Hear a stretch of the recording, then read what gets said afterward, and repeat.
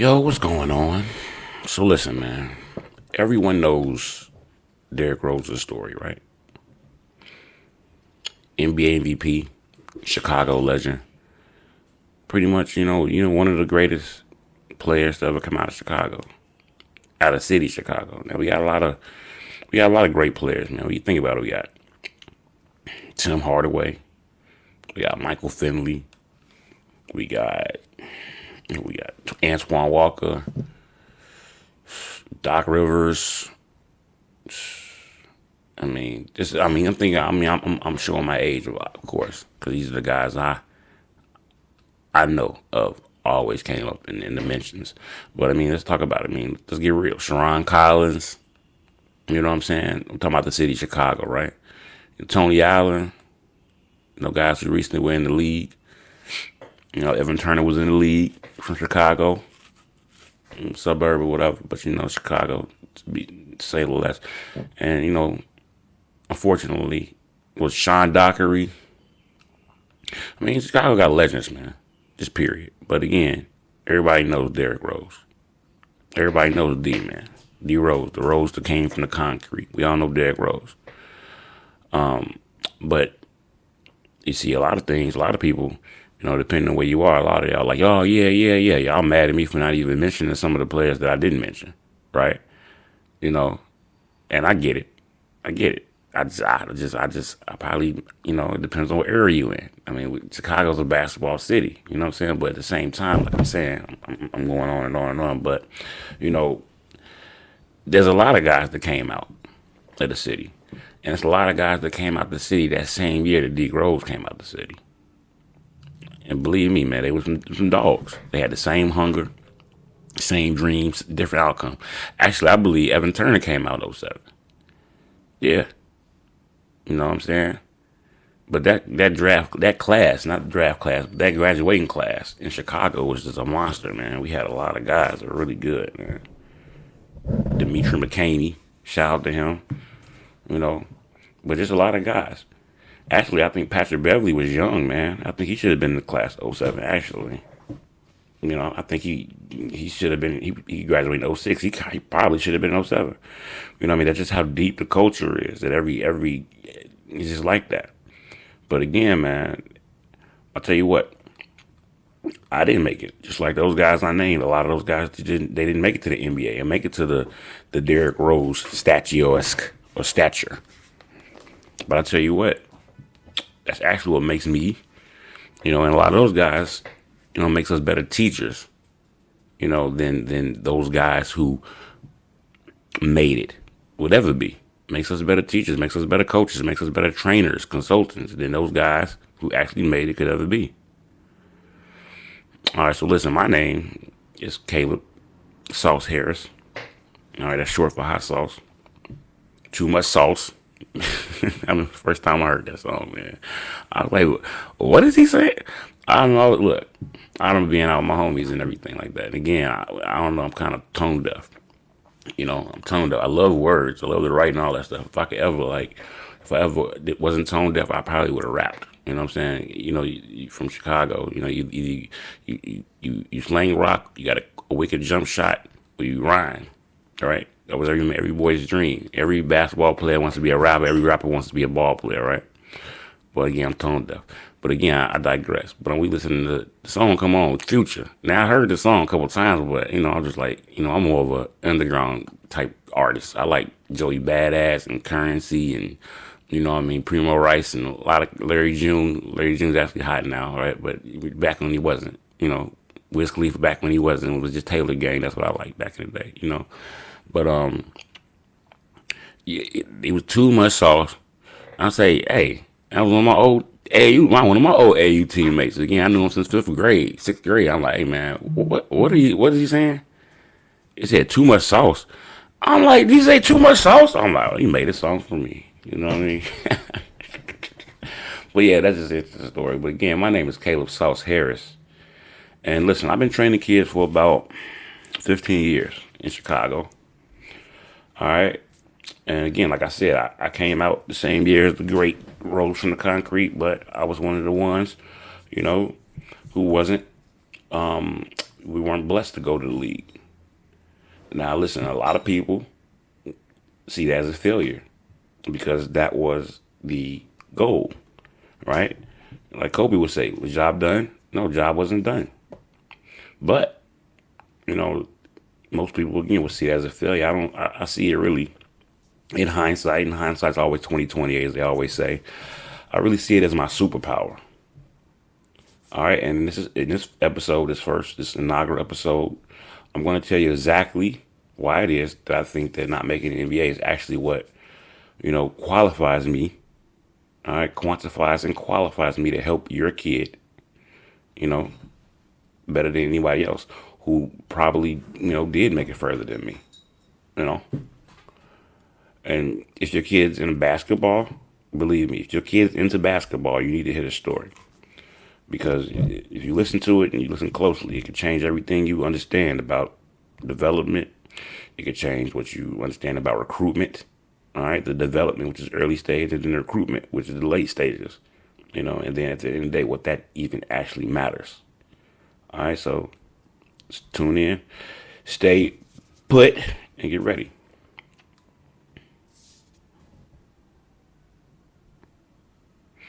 All right, so let's talk about it, man. I'm from Chicago. All right, and this is a nationwide podcast, and that's perfectly fine. I want everybody to, be real. We all gather around the shared interest of basketball, and that's great. But I'm gonna tell you why Chicago basketball is different. And so let me go ahead and set the stage for you. I think, and I played a little bit everywhere. Playing AAU, traveling around, playing in college, traveling around, just traveling around, just being around. High school, just traveling around, right? Park tournaments. Chicago basketball is different from everywhere else. All right, I'm going to tell you, I'm talking about really the inner city courts.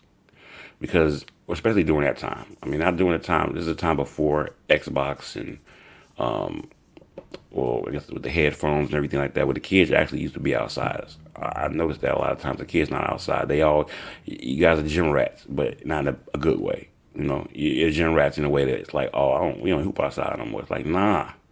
Back in my day, we hooped wherever it was to find a run. You know what I'm saying? But it is what it is. But it was real competition outside. Because that's the other part. Like, these days, you go to the park, and I ain't gonna lie to you, I see it when I'm driving by. Specifically like where I'm from, Stony Island, Chicago, right? There's a park right by McDonald's that I used to go to called the Cage, nickname. And it was competition back there when I was a kid, man. I mean, it was because again, the surrounding schools are High Park, the surrounding schools are South Shore, surrounding schools like Kenwood's not too far. You know what I mean? What would happen is the best kids that went to those schools, I mean, it's a Catholic school, Mark Carm was right there too. The best kids that went to those schools, they would find their way up to the park after school when the season's over with, stuff like that, when the weather breaks. We love summertime shy, but yeah, the summertime shy used to be that same way on the court. But again, it was real competition there, not just in the gym, not just AAU, not just the rankings. No, it was like, nah, this is the ranking. I'll bust your ass. Do you remember that? It was before the sun went down. All right, we ate Big Macs, right? Walked across the street in a large fry and Coke, right? And I stroked jump shots. I drank the Coke and I stroked jump shots. I'd be stroking jump shots. You get me? But again, at that time, it wasn't no participation trophies. You either could play basketball or you had to go play on the court with the kids. You know what I mean? I know all y'all remember that. The ones who know, they know. All right? The culture was tough. And I would say it's tough in a way at that point in time that kind of prepares you for life. Life living in Chicago. Not just the basketball part of it, but life. I mean, because like, even some of them neighborhoods, like the one I mentioned, Stony Island, again, y'all know it like now. It's getting better now. It's going to increasingly get better because I got the Obama Center right there right now. You know, they got the Obama Center right there. So, I mean, you know, that's increased security, increased a lot of things. They're shutting down the Lakeshore Drive, which used to be a big culture. Used to go there, you could hear the drums. You know what I'm saying? All that type of stuff. Like, but again, the neighborhood, you know, it showcasing weakness within those type of neighborhoods that had real consequences. You know, you wasn't just you was not just called a name, you was bullied and targeted. You know, a lot of guys, whether they want to admit it or not, you know, basketball protected them. You know, to a certain extent. I know for real, with me for sure. You know, walking through the neighborhood, a lot of guys see you, they like, oh no, he hoop. You get a pass. You know, you get a pass on a lot of bullshit. You know, when something getting ready to happen, like, hey man, go in the house, bro. I mean, get your little ass about it, man. We doing this, you know. People give you the heads up. Hey man, leave the party. You might not want to come to this party. You know what I'm saying? If you didn't have enough sense by yourself, you know, because some of us had sense, you know. But if you didn't have enough sense, those people involved in that game would. You know, if you had game. If they was in that game and you had some game, they would make sure you straight in the game. You understand? That's the game. But again, those type of environments, they shaped you. You know, kids want to play them because they, you know, my mom, my daddy put me in this program. Or they drive me, woke me up, we going here to shoot in a shooting machine. Or, you know, I got this trainer and I work at this trainer and that trainer. They wasn't doing that. We ain't had that. It's like I love the game of basketball, so I'm finna wake up, eat. I'm thinking about summertime, of course. You know what I'm saying? Summertime shot. Wake up, eat, I'm going to the hoop. And then later, when I understood working out and the trueness of what that meant, and it wasn't just about 5-on-5 pickup games and playing 1-on-1s and Vs and 3-on-3s and 32s, I would go to the gym and shoot. Or I would go to the gym, put my swim shoes on, I'm running around the gym. You know what I mean? I'm lifting weights. You know, and all that was to be, I don't know, I guess protected to a certain extent. Respected and protected. R and P. All right, so you don't RIP in the shot, baby. You know, I wanted to be respected and protected, so I really did that. You know, and that's just what it was. For sure, you know. It was our identity, really. You from Chicago, you a ball player. I mean, Mike kind of put that on our back. I think Mike put that, I mean, again, we got hoopers. Like, when I say that, it kind of hurts because, again, I love Isaiah and I dig Isaiah and I know how he feels about the city and why, you know, why he had the problem with Mike that he had and he had it and they still have it. But it's like Mike put that, we was used to winning. We was used to being respected as hoopers. You know what I'm saying? Like, Chicago's a basketball city. And so we really took that to heart. So we were already a basketball city, but Mike just put it on the stage. It's like, yeah. He put the shoe to it and the culture to it, you know what I mean? But, you know, those streets, that's it. I mean, yeah, I did both. But I'm gonna tell you what, where we grew up in those cities, and like, I mean, it was different from suburban travel ball. It was different from AAU showcases. You know, them concrete games, them black tops. That was a real Chicago basketball. Them park tournaments where you always had a t-shirt. You know what I'm saying? And sometimes you had a t-shirt. A couple guys had the same number on. They had to black out one number or tape it up or something like that.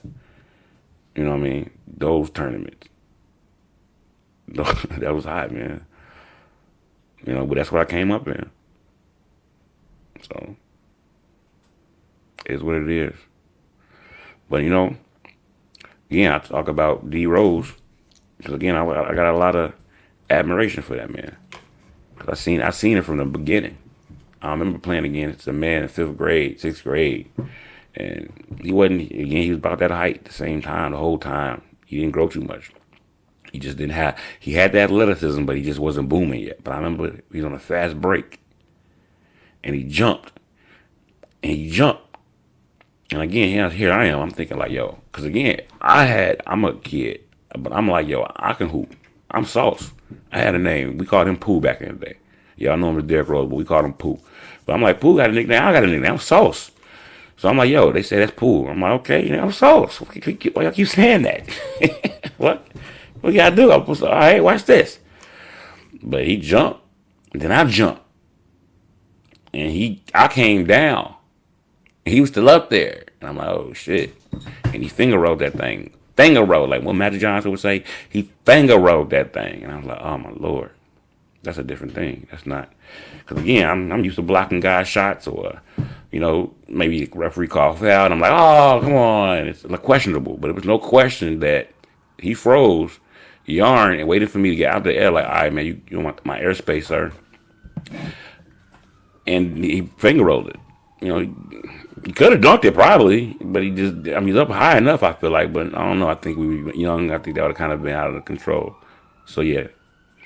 But that's what it was, man. And we all, again, those moments like that. Again, aside from him being just cat lightning quick and so quiet, we just all knew something was special about him. But here's the thing. Like I said, we were all competitive. We were all talented. And there were other incredible talents come out at the same time. Not just D. Hundreds of us with real talent, real hunger, real dreams. We battled against each other in the pro-ams in the summertime, in the park tournaments, right? In the Catholic League, in the public league, in the Red South, in the Catholic South, all that. But think about it. You got to do the math. Now we got to get the math ain't math, and think about this math, right? Out of all of us, maybe 5. I ain't gonna say 5. No, man. Out of all of us, there's only a couple of us that made it to high division levels of college, right? And out of all of us, there was only a few that made it to the league in that class. I think it was only Evan and Derrick, if I can remember. So out of 2. So 2 out of that packed 2007 class. And a lot of guys went to college. And I went to college. Different levels. Play a little after that. But no, Derrick was one in a generation. He was a generational. That's a generational. It's called generational talent. But let me be clear about that. That doesn't diminish. That doesn't diminish what the rest of us had. We had talent. We had heart. We had everything except that one combination, all right? Of timing, of being a generational talent, timing, opportunity sometimes, and then certain circumstances. They got to align properly. They got to align almost perfectly, especially if you aren't like a generational talent. I mean, again, his circumstances weren't the best. Obviously, we know his backstory and stuff like that. But again, when you that freakish, things happen. All right? Yeah, that's always an exception to the rule, guys. Okay, and being really freakishly gifted is something that's really going to be the one that breaks the camel's back a lot of times. All right, but here's the thing: some of us, I've seen guys had injuries just at the wrong time.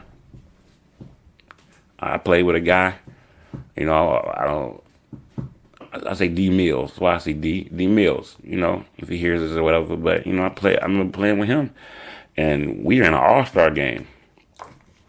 Like a all-star game, basically. Like, we kind of volunteered to it. It was like we were guys getting ready to go, it was a JUCO game. We were getting ready to leave JUCO and go to our 4 years. And it was the class of guys that were getting ready to come to JUCO. So we kind of we got scholarships already. We straight. I mean, we kind of coasting. It's kind of like a celebrity game. We got, chilling with females and relaxing and, doing that. We relaxing. But these dudes playing super hard. Granted B, because again, they like, nah, y'all ain't finna, we better than y'all anyway. Y'all, who was y'all? Y'all got scholarships already? Because the hunger, that Chicago hunger was there.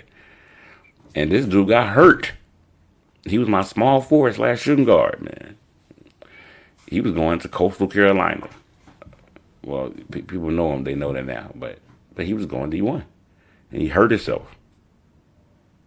At the wrong time. One game. One all-star game. One meaningless game. Now, listen, on the other side of it, some of us who were freak athletes, they just didn't have the right development system. Like, one thing I talk about with D, I was interested when he was coming out talking about his workouts and stuff like that, because you knew he was working out because he looked like he was polished, but you never saw it. It wasn't no social media like that, so we never knew what he was doing. You know what I'm saying? But we knew he was doing something. But again, I knew guys who were probably a little bit more athletic than him. That's hard to say. Now, I'm going to say they could jump as high and run as fast at the same time. But I knew guys who jumped higher. I knew guys who ran faster. But they didn't have the skills. They couldn't shoot at all or dribble at all. I mean, it was weird. So they didn't have the right development system. They needed trainers. But there wasn't no such thing back there like that. You know, they might not have had the opportunity for whatever reason. Right? Now, others of us that we, you know, some of us just got distracted. Made the wrong choices.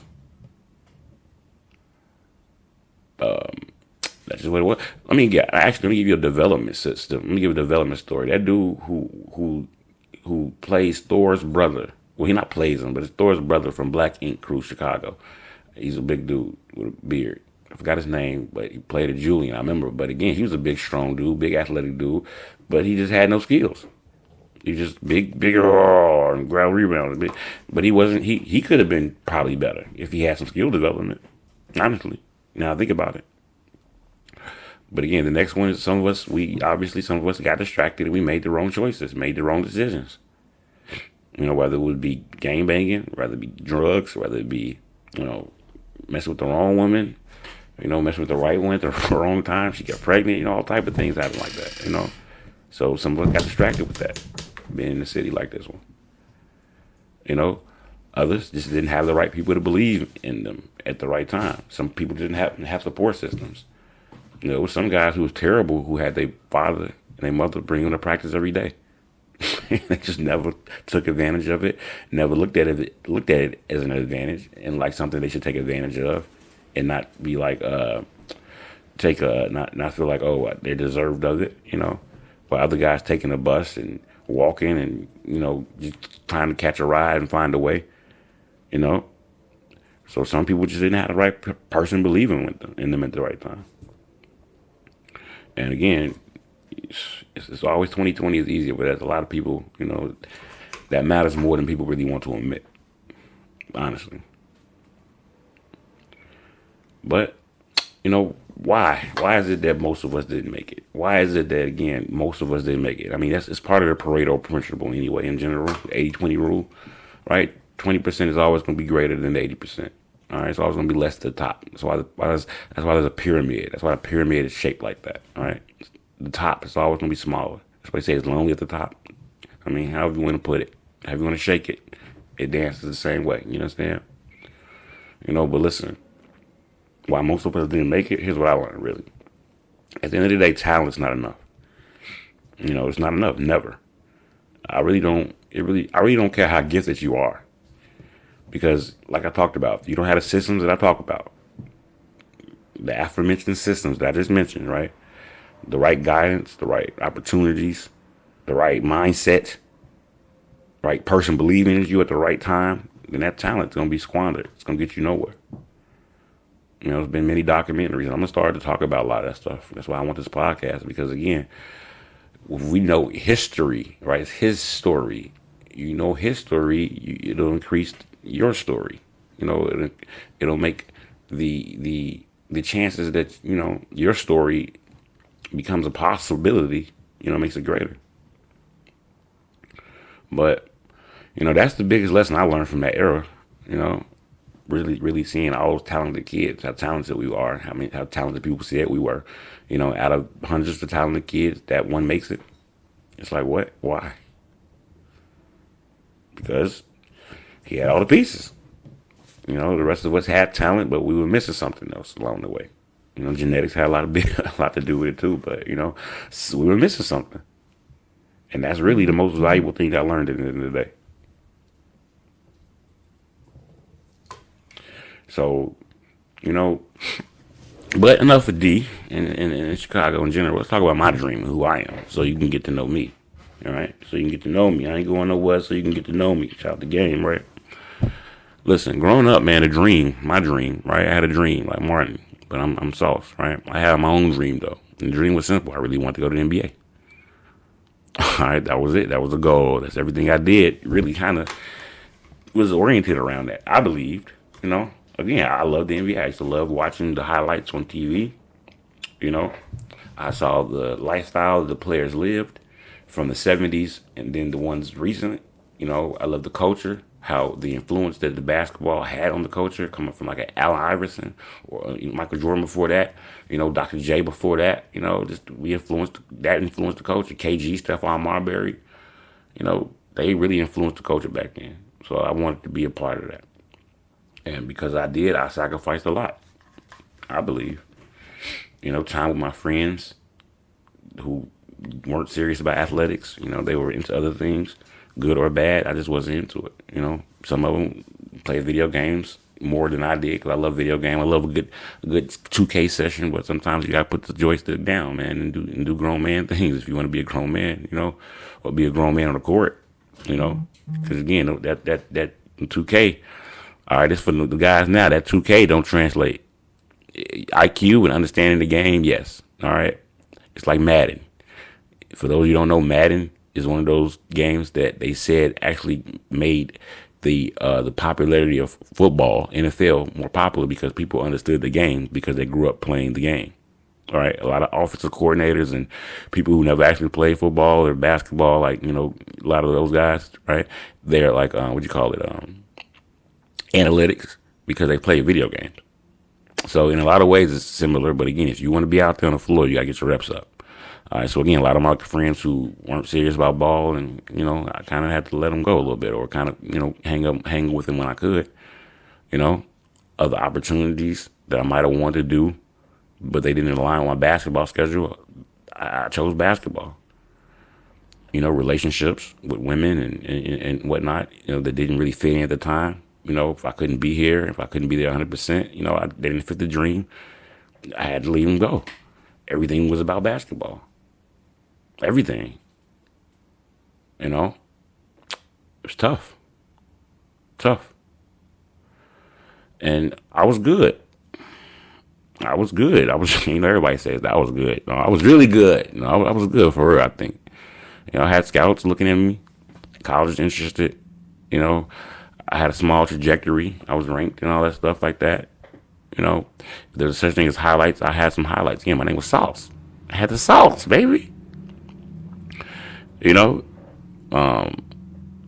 But tell you what, I talk about it in one of my books.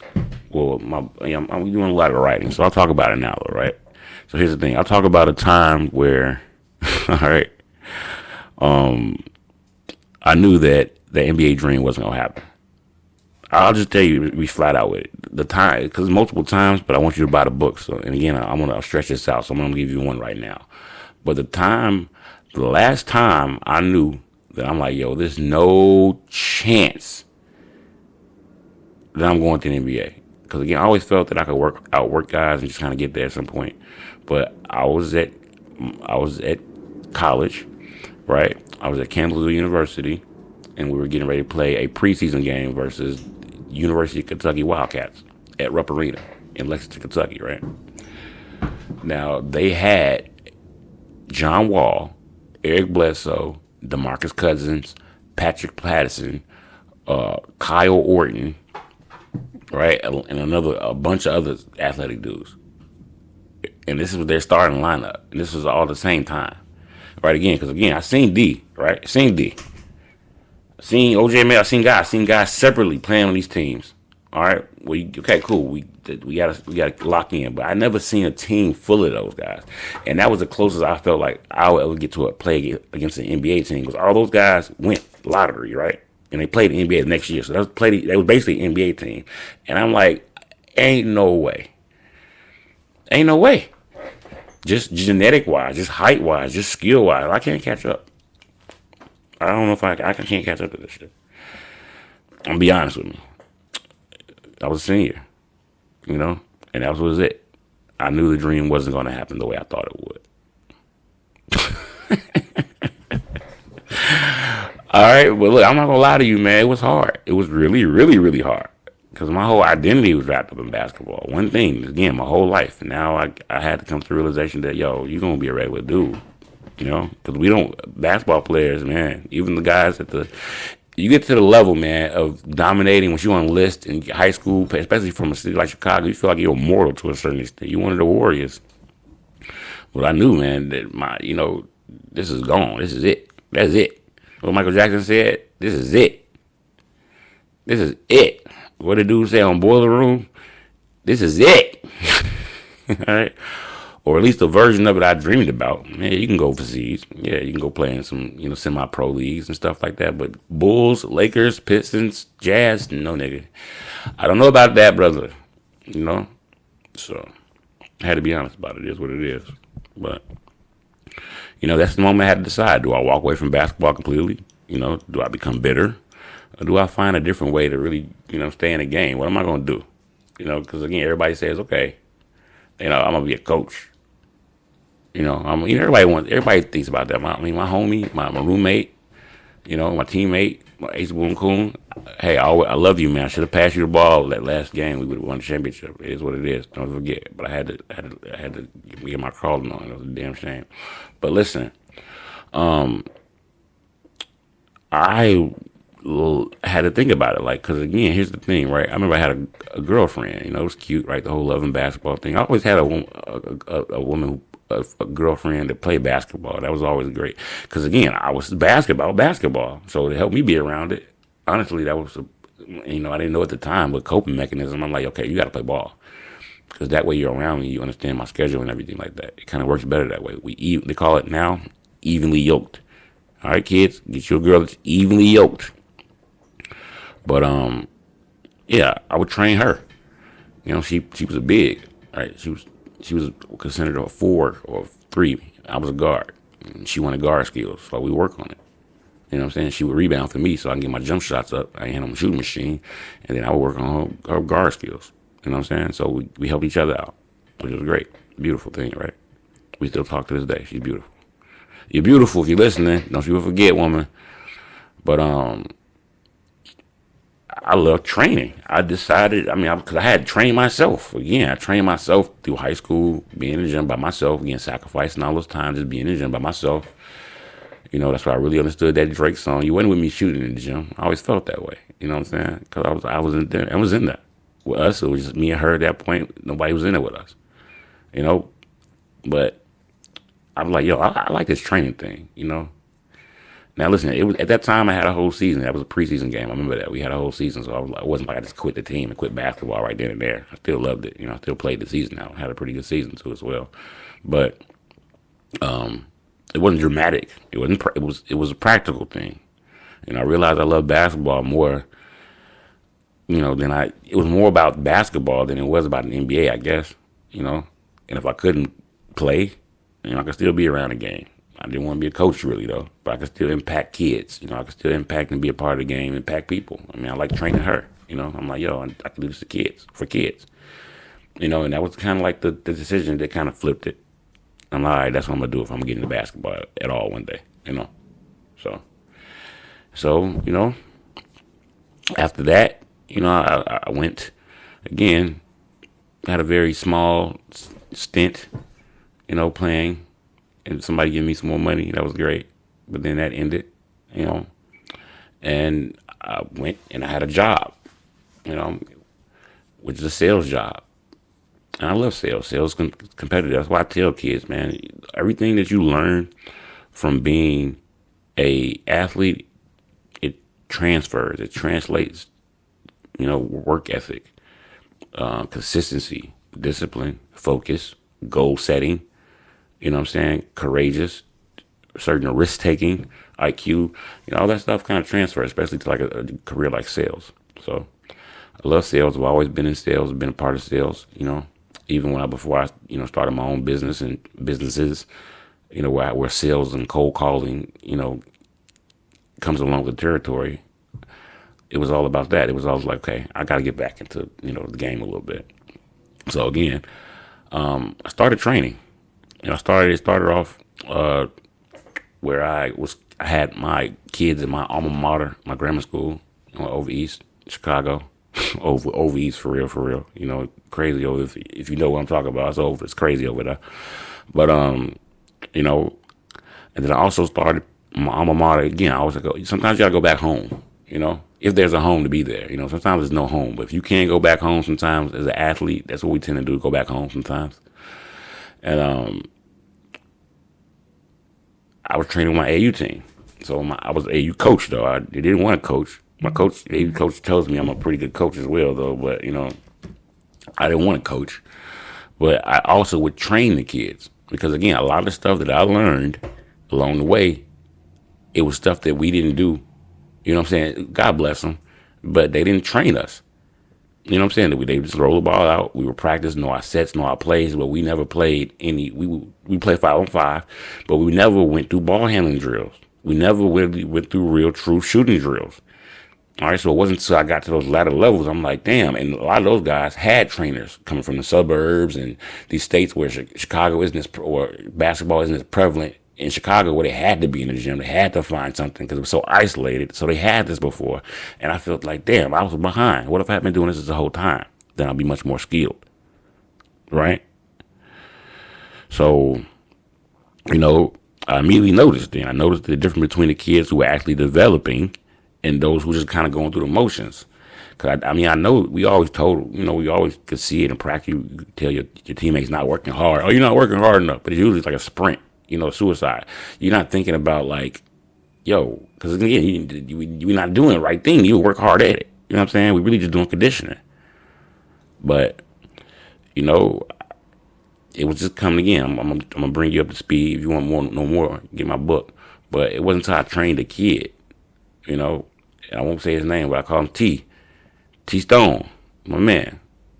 All right, we came to me. He was a little chubby kid, couldn't barely dribble. Could barely shoot. Definitely could barely shoot off the dribble. His footwork was broke. His confidence was shot. But this kid really wanted it. He wanted it. He wanted to be good because again, his friend brought him to me, right? So that was the thing. I want to be able to play and be around my friend, right? It's part of it. Plus, he wanted to be good.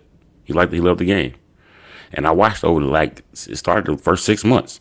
He was almost completely transformed from his his previous version, just going hard because he was going so hard. He would never ever let me down or let himself down. And his shooting form changed. We changed his shooting form. His confidence changed. His entire presence changed. So again, every 6 months after that, it just kind of doubled. Everybody has a ceiling, and he hit his ceiling, but again, golly. That's when he hit me, man. I was like, man, I'm better. I'm probably better at developing kids than I could have been if I ever would have made the NBA with my stature, with my skill, and everything. I couldn't. That's why I wasn't there. I'm like, I could develop kids to go as far as they could go, and that's when I was like, all right, it's worth it. You know what I'm saying? And so, fast forward now, years later, decade later, I've trained hundreds of kids, and I've seen the same pattern, and the patterns are clear. I can see the kids with natural talent, they plateau a lot of times because they have no discipline. Again, natural talent, but no discipline, no consistency from them or the parent, that's it. But then I see kids, again, who want it, average talent, average body build, nothing to talk about genetically, but they start to get better and they explode because they have a real work ethic, and they buy in. And I also see a lot of kids, they waste time and years of development in the wrong programs, And then I see kids in these, what you call them, rinky dink, but they're the right program, and they transform in months, in years. And those are the kids who were better later. But I tell you what, man, the game has definitely changed, from when I played. And I hate to sound like an old man, right? But it's the truth. Because AAU is just bigger now. Travel ball, it's a lot more expensive. Showcases, they're a lot more commercialized. But the fundamentals, the development, what it really takes to actually excel at those levels, man, that hasn't changed. It's still about work ethic, strategy, and doing the right things. And then getting that feedback, so that you can get that understanding of what you need to work on so you can get the real progression. Everything, if anybody tells you anything else other than that, man, it's really a lot of noise, man. I'm telling you that now. But here's the thing. Really.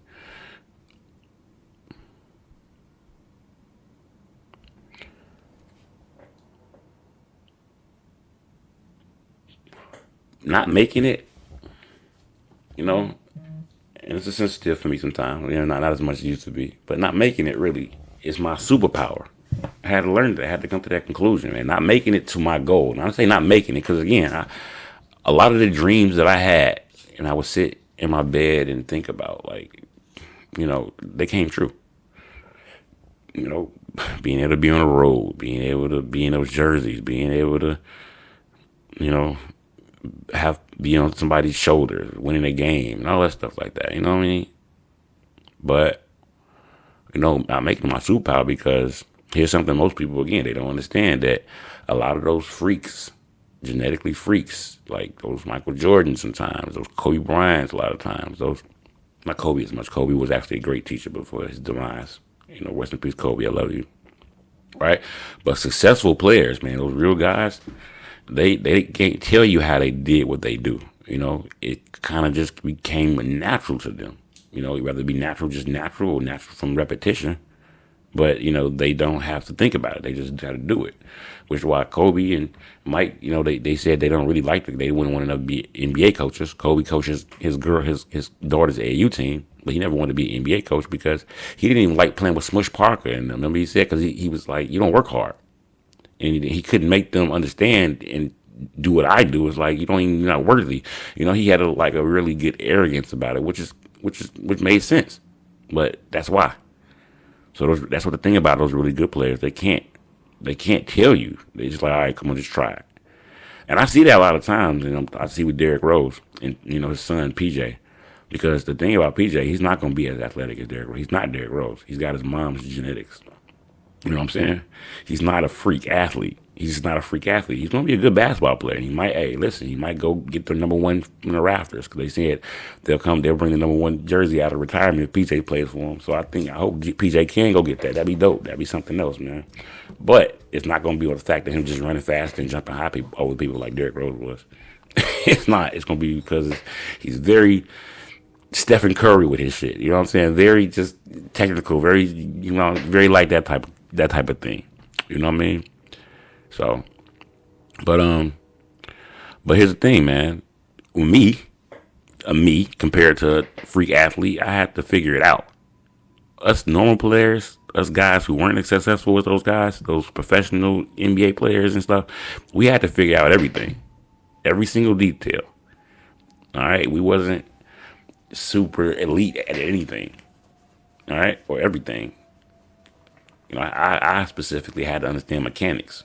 You know, I had to break down the fundamentals. I had to know why behind certain movements and everything. You know, I had to know how to get to point A to point B to point C.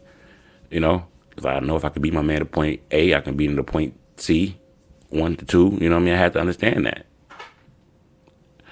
That knowledge is really more valuable than natural talent because you could teach it. Because think about it, when you could teach something, you can multiply it. It's very important that, you know, that's why I like teaching as well. Because again, I can multiply myself. You know, LeBron James, look at Bronny James. He can't multiply himself. LeBron James can't multiply himself no matter what. No matter what drills you put Bronny through.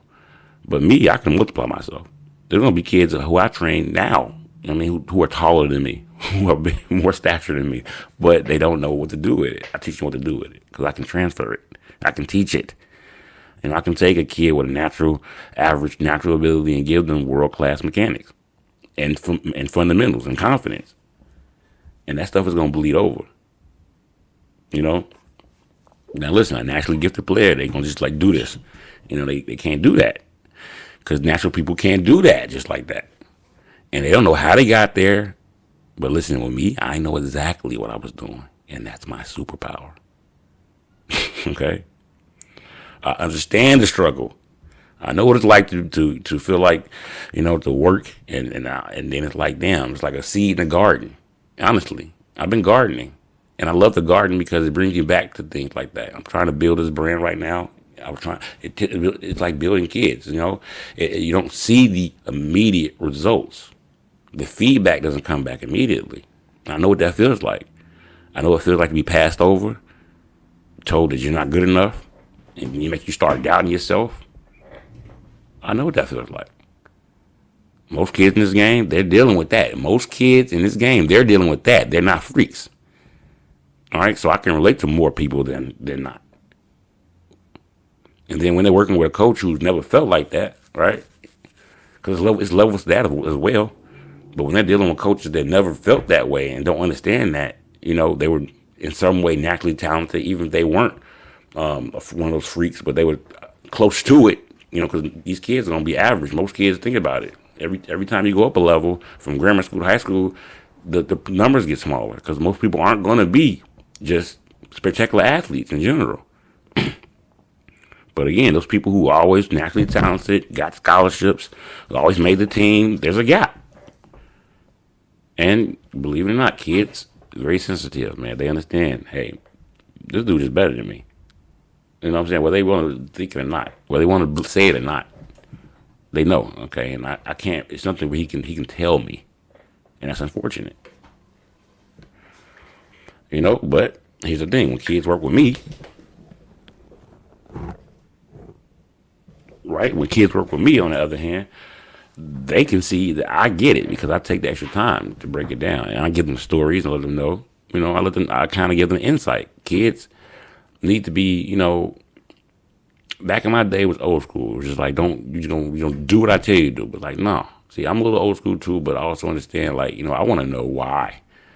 You know what I'm saying? And I think that they deserve to know why too, because it makes you do it more enthusiastically if you understand what you're doing and why. Right? But again, I know what that doubt feels like. I've been there in their shoes. I know what it takes to build confidence from the inside out through actual competence and not somebody just hyping you up. And I think that, like I say, that type of empathy, it changes everything. The kids I deal with, they respond to it. The parents, they see it, they respond to it, because they know I'm genuine. I don't sell dreams. That's one thing I don't do. I give reality. I let you know the reality of the situation. And again, it's up to you to do with the information. If you're rocking with me, you're rocking with me. Not, you're not. I'm just going to give you my honest assessment most of the time, though. Because here's the thing. I got a little street credibility. I ain't going to say, I'm not a suburban coach, man. I don't get off on that. And I coached up north and everything like that, but I was still known as a South Side guy. And I'm not the suburban trainer who just read books about development. Now I'm going to start calculating and doing calculations like it's chemistry. And I'm going to come up and I'm going to start a business. And I'm coming with a camp. And no, I came up in Chicago. I came with the real game in Chicago on the courts. Like, I remember coming to the north side from where we was at. We just busting their ass. And these tournaments, they were like kind of like not official AU tournament, but like park tournament. We just destroying them. And I was a kid. I was like 16 playing against like 25-year-olds, 24. They were just destroying them up north. But here's the thing. Back to this. I digress. I've trained kids from broke in completely to being confident, all right, inside and outside of basketball. Because I really understand the coaching, man. I understand the pressure. I understand what it actually takes. And that's something you can't fake, I don't believe. Kids, they feel authenticity. They feel the real. You can't fake it. You can't fake it till you make it. You gotta understand, or you don't. And I think that's what separates me from a lot of other trainers. I don't put on a performance. I don't want to win an Emmy or a Grammy. I'm not selling wolf tickets. I'm just sharing and giving my background, giving my expertise that I learned along the way. If it works for me, it works for you. That's how I think about it. That's always a sales saying. If it works for me, it'll work for you. All right. Now, again, my failed dream is actually my credential. All right, because when you think about this, right, most people who make it to the NBA, they make it to the NBA and they become players. They become broadcasters afterwards, or they disappear in the business. They move on from basketball usually. Coaches maybe, but what about the people who did make it to the NBA? What about those who stayed in the game? Like me. We usually become the teachers. We become the best teachers. We become the best developers. Why? Because we understand the game, right? From a more of a normal human perspective. Why? Because we had to. We had to understand the game from a deeper level just to survive in it, just to find our place, right? Now, I've dealt with, here's the thing. I've dealt with kids, and again, I get it. But I've had kids that, once I train them to a certain extent, because there's only so much you can do. Training becomes redundant after a while. I mean, and that's the thing. Here's the thing. That's why I always tell people I'm not performing. It's not a performance. All right. Because again, once your kid reaches a certain level, it becomes redundant. And now it's about repetition. And if that kid's not ready to be kind of bored or and love the boredom, find comfort, find solace in the repetition, right? In the scheduling of every day, the same thing, the routine, then that's not going to work. It's not for them. I could have had kids again with Duncan Robinson, had a trainer that was in Chicago. He wasn't from here, but one of my kids went to go work out with him. I'm like, what are you going to do? What more are you going to get out of him? Because he worked out with Duncan Robinson. I mean, because he rebounded with Duncan Robinson? Here's the thing. I'm like, all right, yeah, I'm not mad at you. Go ahead. That's what you do. He's working with him. Perfect. All right, but that was his famous coach, famous trainer. Now nothing changed.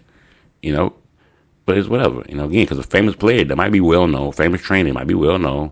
But here's the thing. I developed that kid from 5th grade.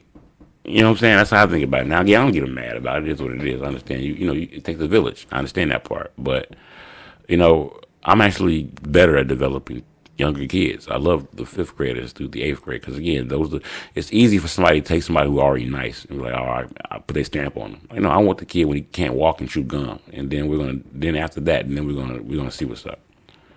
All right, because my failed NBA dream is literally what teaches me or what qualifies me to teach a kid. All right, well, everything I know about not making it, so I can help them to make it wherever they're going. All right, man. So, but listen, if you are listening to this, you're considering wanting to work with me in any way, whether it be training, get some advice, consulting, about the numerous things that I do talk about and that you see. If you think it's a good fit, here's what you need to know. I'm not a hype man. All right? I'm not Flavor Flav. I'm not any background dancer. I'm not a cheerleader. I like dance. The music's playing everything, but I don't do that. You're learning with me. You're learning from somebody who really understands the development of a basketball player from the ground up. Because everything I teach comes from I started playing ball probably at 7. So 30 years of actual experience, 15 specifically coaching and looking at those results, right? Or training, looking at those results. This is not theory. It's not something I read, not something I heard. I actually seen these things work with hundreds of kids. And I think that matters at the end of the day. And that's really why I really talk about my 2-pillar framework. All right. My 2-pillar framework, which I also mentioned in my book, and I'm also going to be doing a webinar about it. So don't forget to watch that when I do launch that. But one of the biggest things I teach in my 2-pillar framework is there's a big difference between a development and recruitment. Again, there's a difference between D and R. Development and recruitment. All right. If you be doing the best, it's actually doctor, right? If you do it the good way, if you do it the right way, you become a doctor. You should get your doctorate, all right, as a parent. But you got to do both, development and recruitment. Your kid needs to be in both. If they're in neither, you're wasting your time and your money, especially on these expensive AU travel teams. What are you doing? All right. Now, listen, my framework, it came from my experience, again, as a player and as a trainer, watching these kids in their own situations year after year. A lot of these kids get recruited, but they didn't get developed. So it's like, hey, it was counterproductive, oxymoron. Then I saw kids being developed, but then they forgot about, hey, we got to put you on the market so people can see this beautiful house, right? You got to be recruited, right? So kids in neither situation, both of those situations, they're kind of wasting their parents' money, wasting time on programs that really didn't serve any purpose. I've seen kids, man, again, they just wanted to play for this big team. Because, again, Illinois, Chicago got, you slap elite on anything right nowadays. It's hot, right? But again, that kid should have probably been on a team where he got more shots, got more minutes. Didn't listen, didn't get the experience. And then when he came around from play back on the high school team, he didn't have the confidence. Whereas if he would just play with a team that was where he could have got more minutes, maybe the shoes work. The shoe wasn't going to be as nice, or the logo on the jersey wouldn't have been as nice. He'd have been ready because he had the confidence that he can rock and roll by himself. He can stand on his own too. Because again, elite teams, you're playing with four of the elite people. What about when you the regular guy again? Crazy. Now you start looking like AJ Adebonza, right? That type of thing. He's still good, but again, I ain't with the other 5 elite guys at prep school. What we gonna do, right? But again, you need somebody. You need a coach. You need a trainer that understands this, right? What you actually need is a consultant, which I really am more so now. You really need somebody who really understands the game from a deep level. Someone who's been through the actual journey. Someone who's not just trying to sell you on a dream. You know, they're trying to really get you to see your current reality and what your future holds, you know, depending on what you're doing in the present. And that's who I am. You know, that's what I do. So my big thing here is this, right? I'm going to bring it home, lay my plane, man. Your kid doesn't need an NBA dream consultant, right? And I'm not that guy. You know, your kid really needs a development consultant, right? And development comes from someone who knows what it actually takes to develop, right? Not somebody who had it easy. Someone who had to make it real by utilizing development. All right, so, you know, everybody listening, here's what I want you to take away from this. You know, I didn't make it to the NBA, but that's not a failure. That's actually my superpower, and I see it as a credential. And that's the exact reason why I'm qualified to help your kid. You know, my track record, my credentials, again, my 15 years of transforming kids who weren't on the genetic, who didn't win the genetic lottery. You know, who weren't in the naturally elite, confident, skilled, recruited athletes. You know, that's what I do. I take them and I make them, you know, and that's what I'm here for. So if you want your kid to stop wasting time in broken systems, if you actually want them to get developed the right way, all right, I made something for you.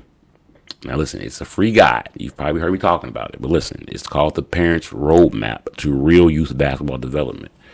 All right, what this guide does, it walks you through the 4-phase framework.